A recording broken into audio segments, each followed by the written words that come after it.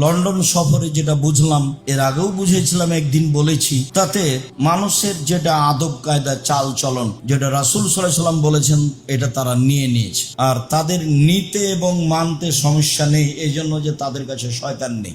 শয়তান তো ওখানে কোনো কাজ পায় না, কি করবে তাকে? পর্দাতে চালালেই কি, নামাজ পড়ালেই কি, আর না পড়ালেই কি, ওখানে কোনো কাজ নাই তাদের। তখন শয়তান ওদেরকে আর বিরক্ত করে না, একবারে সব সুন্দর নিয়ম কানুন তারা নিয়ে নিয়েছে। কোন সময় কেউ কারো ক্ষতিতে চলে না। একটা মেয়ে 22 হাতের বোরখা পরে সারা রাত সারাদিন হাঁটলে কেউ তার সাথে মজাকীয় কথা বলবে না। মজাকীয় কথা বলে যদি, আর যদি অভিযোগ করা হয়, 18 বছর জেল হবে।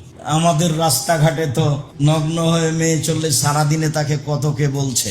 এই যদি খালি গায়ে চলে, কাপড় ছাড়াই যদি চলে, সারা দিন রাত চললে কেউ তাকে কোনো কথা বলতে পারবে না, বললেই জেল হবে।